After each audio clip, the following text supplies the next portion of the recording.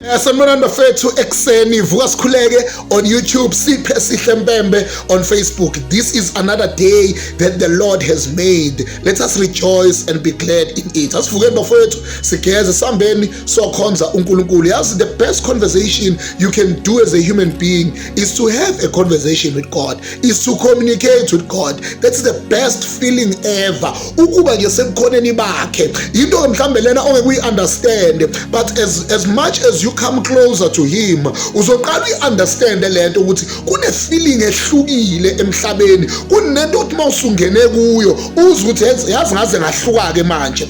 It's the presence of God. Once you understand that uzoqala ubona ukubaleka lokuba uyohlanganyela nabantwana bakaNkulunkulu, and lapha ekuhlanganyeleni awuzile kubo.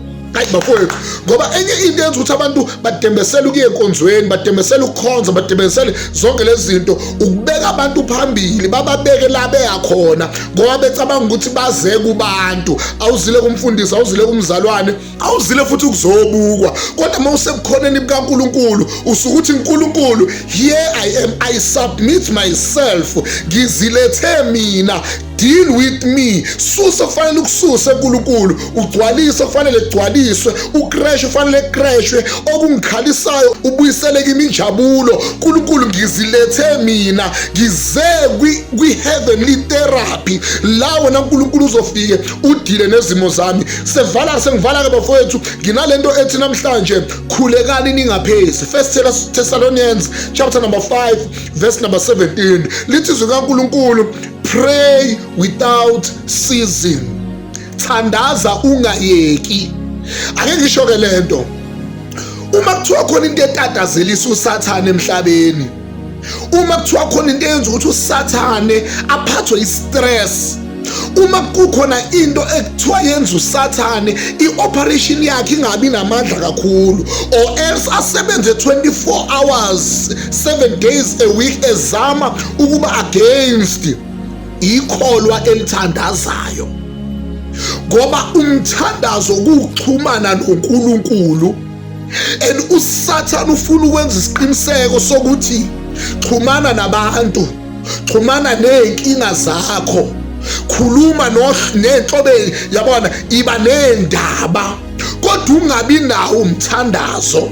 Isikhathi somthandazo sibe sincane, kodwa isikhathi sokucomplaina sibe siningi. uSathane usuke kubambile ke lapho. But the more you change the narrative and you start to create a space where you are going to communicate with God, yila uSathane aqale abheke, because now you are now dangerous. Ngoba uxhumana nalo amazi ukuthi mawuxhumane naye kwenzakalani. Uyazi uSathane ukuthi when we keep the good communication with God, kukhona izinto ezenzakalayo neshintshayo. Yiko ke mayethi uNkulunkulu khulekani ningaphezi, athi uJesu wabalandisa umfanekiso wokuba bakhuleke bangadangani.